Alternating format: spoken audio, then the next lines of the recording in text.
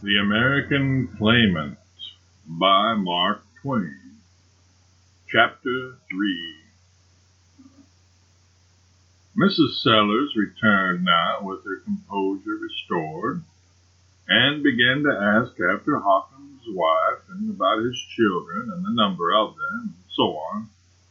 And her examination of the witness resulted in a circumstantial history of the family's ups and downs and driftings to and fro in the far West during the previous 15 years.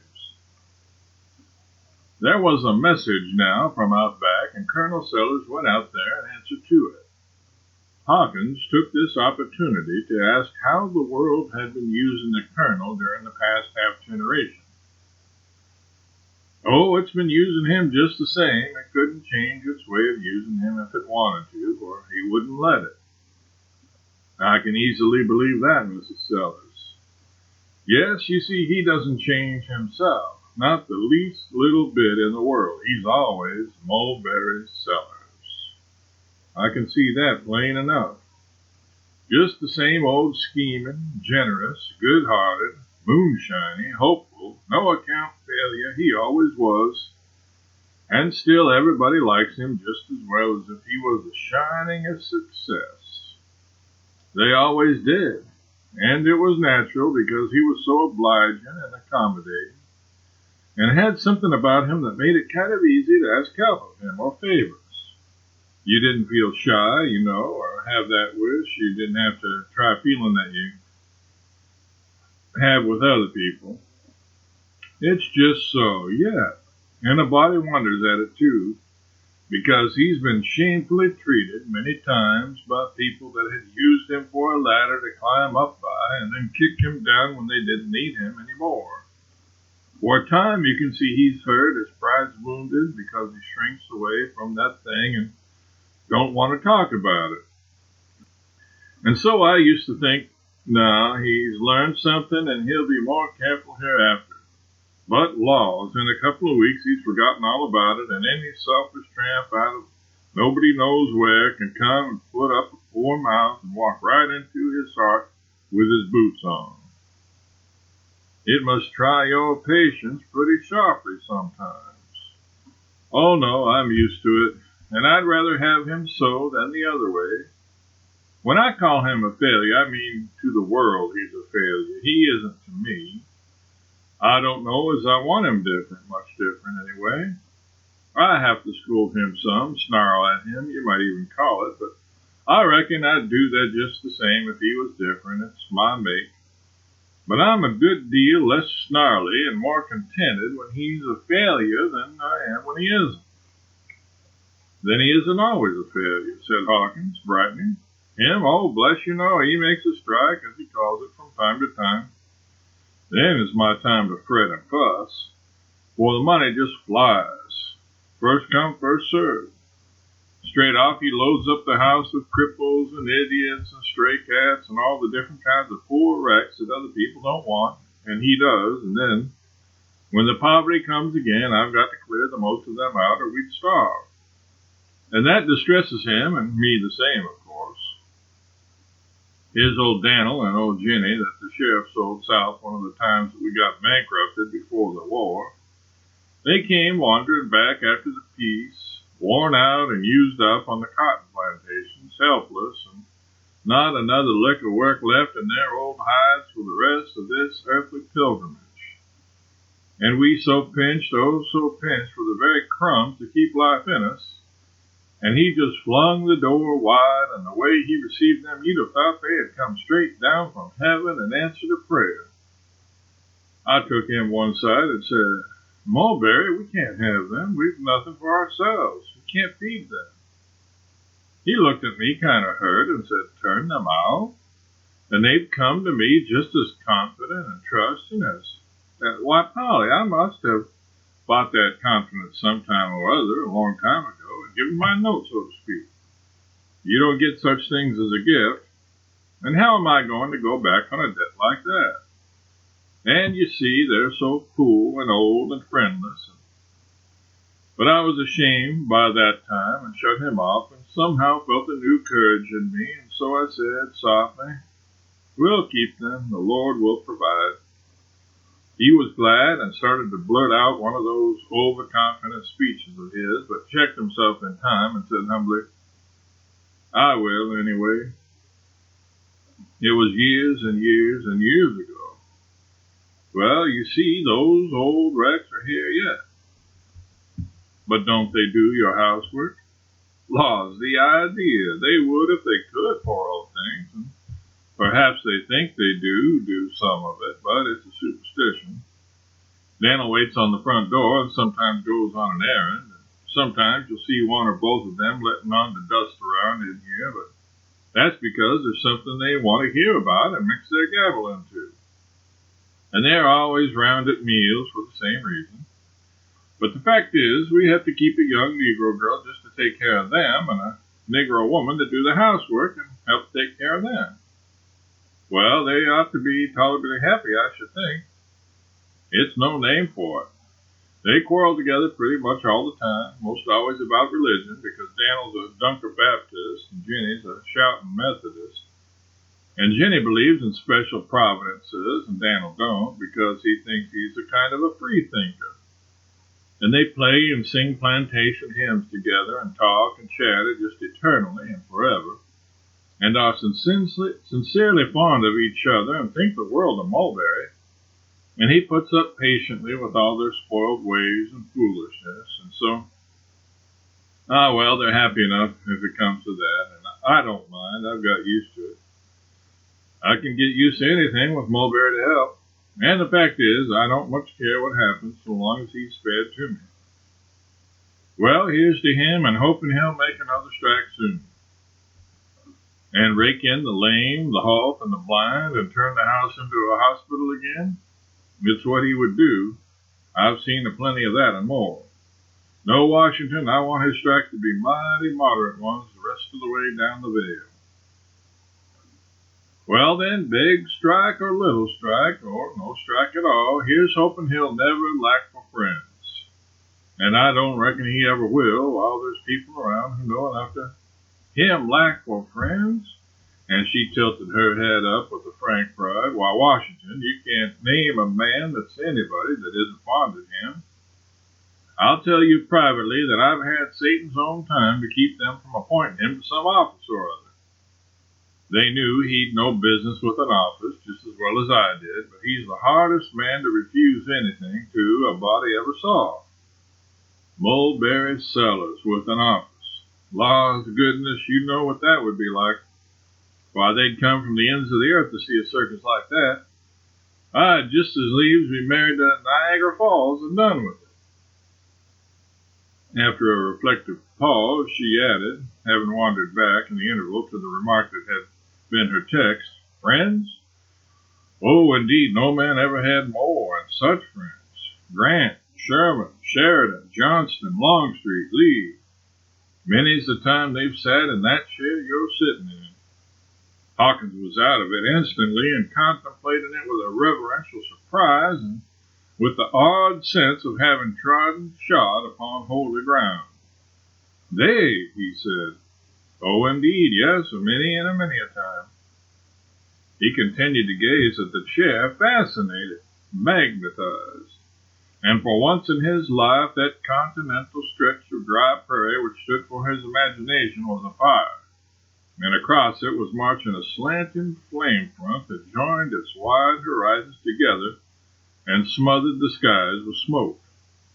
He was experiencing what one or another drowsing, geographically ignorant alien experiences every day in the year when he turns a dull and indifferent eye out of the car window, and it falls upon a certain station sign which reads, "Stratford-on-Avon."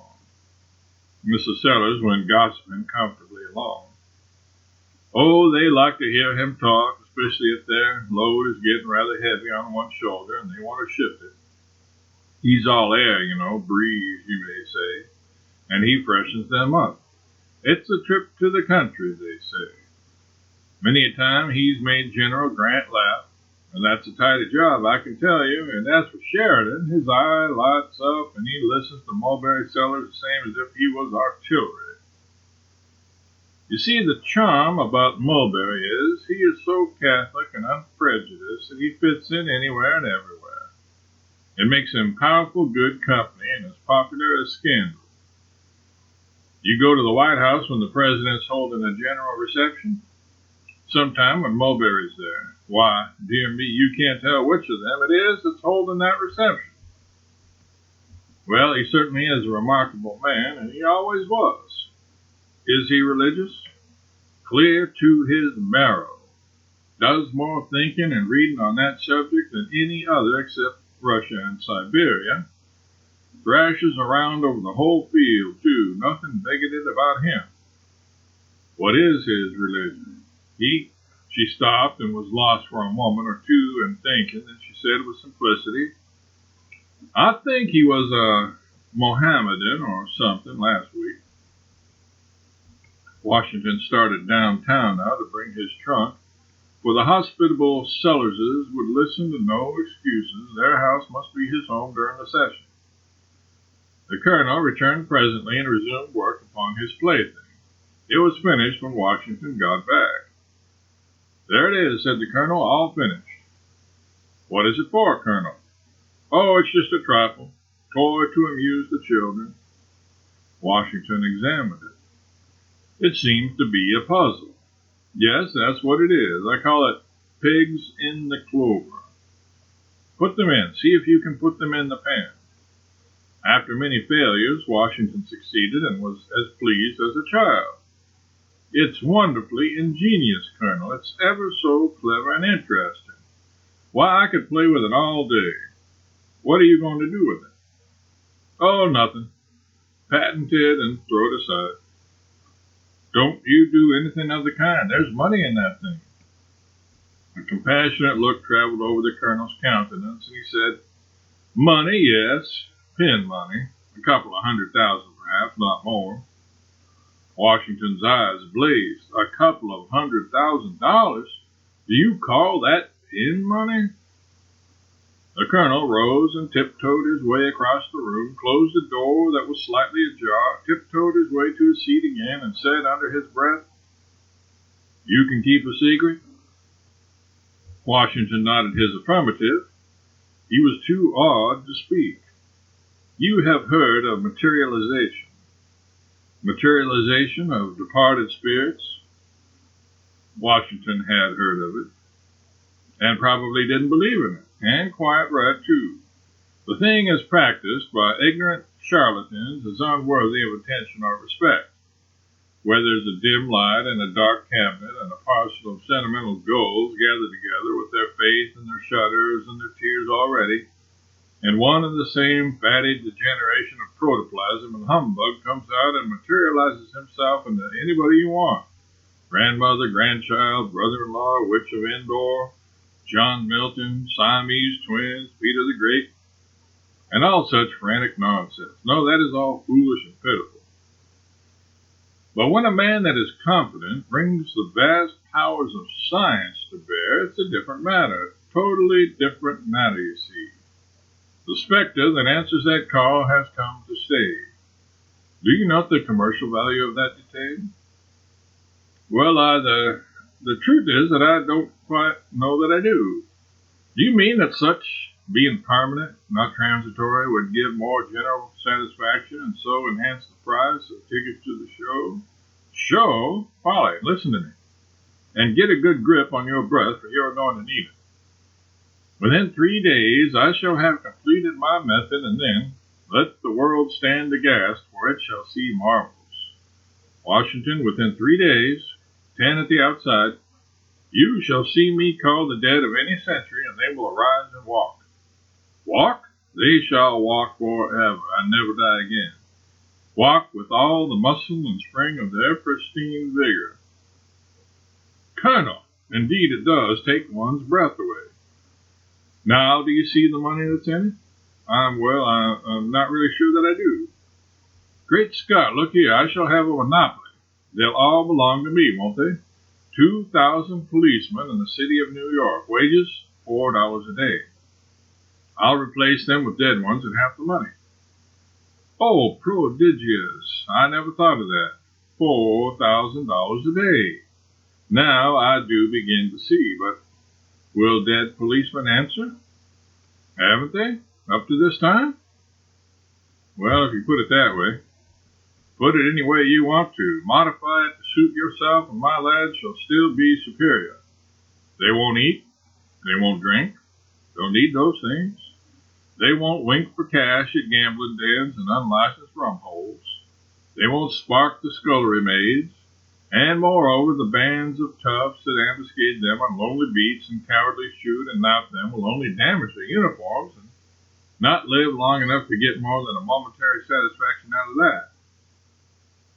Why, Colonel, if you can furnish policemen, then, of course, certainly I can furnish any line of goods that's wanted. Take the Army, for instance. Now, 25,000 men. Expense, $22 million a year. I will dig up the Romans. I will resurrect the Greeks. I will furnish the government for $10 million a year, 10,000 veterans drawn from the victorious legions of all the ages. Soldiers that will chase Indians year in and year out on materialized horses, and cost never a cent for rations or repairs. The armies of Europe cost $2 billion a year now. I will replace them all for $1 billion.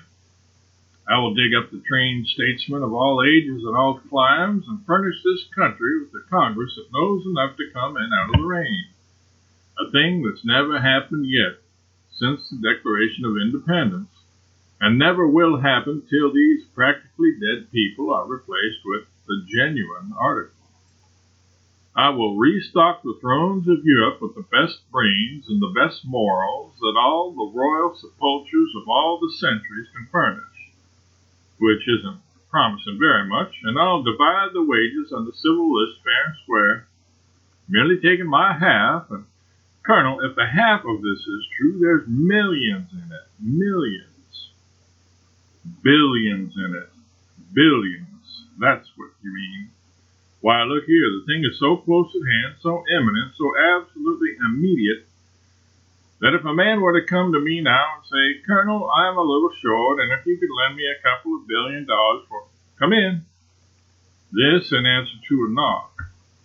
An energetic-looking man bustled in with a big pocketbook in his hand, took a paper from it, and presented it with the curt remark, 17th and last call.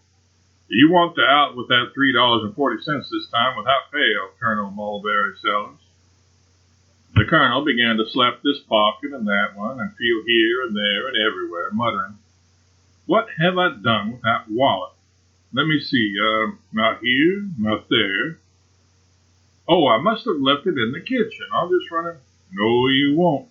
You'll stay right here where you are, and you're going to disgorge, too, this time. Washington innocently offered to go and look. When he was gone, the colonel said, The fact is, I've got to throw myself on your indulgence just this once more, Suggs. You see the remittances I was expecting. Hang the remittances. It's too stale. That won't answer come. The colonel glanced about him in despair. Then his face lighted. He ran to the wall and began to dust off a peculiarly atrocious chromo with his handkerchief. Then he brought it reverently, offered it to the collector, averted his face, and said, Take it, but don't let me see it go. It's the sole remaining Rembrandt. Rembrandt be damned. It's a chromo. Oh, don't speak of it so, I beg you. It's the only really great original, the only supreme example of that mighty school of art, it's the sickest looking thing The colonel was already bringing another for and tenderly dusting it. Take this one, too, the gem of my collection, the only genuine Fra Angelico that illuminated liver pad, that's what it is. Give it here. Good day. People will think I've robbed a nigger barber shop. As he slammed the door behind him, the colonel shouted with an anguished accent, Do please cover them up. Don't let the damp get at them. The delicate tints in the Angelico. But the man was gone. Washington reappeared and said he had looked everywhere, and so had Mrs. Sellers and the servants, but in vain, and went on to say he wished he could get his eye on a certain man about this time. No need to hunt up that pocketbook, then. The colonel's interest was awake at once. What man? One-armed Pete, they call him out there, out in the Cherokee country, I mean. Robbed the bank in Tahlequah. Do they have banks in Tahlequah? Yes, a bank anyway. He was suspected of robbing it. Whoever did it got away with more than $20,000. They offered a reward of $5,000. I believe I saw that very man on my way east. No, is that so? I certainly saw a man on the train the first day I struck the railroads and answered the description pretty exactly, at least as to clothes and a lack in arm. Why didn't you get him arrested and claim the reward? I couldn't. I had to get a requisition, of course, but I meant to stay by him till I got my chance. Well, he left the train during the night sometime. Oh, hang it, that's too bad. Not so very bad either. Why? Because he came down to Baltimore on the very train I was in, though I didn't know it in time. As we moved out of the station, I saw him going toward the iron gate with a satchel in his hand. Good, we'll catch him. Let's lay a plan. Send description to the Baltimore police? Why, what are you talking about? No, do you want them to get the reward? What shall we do then? The colonel reflected. I'll tell you. Put a personal in the Baltimore Sun. Word it like this. A. Drop me a line, Pete. Hold on, which arm has he lost? The right. Good, now then. A. Drop me a line, Pete, even if you have to write with your left hand.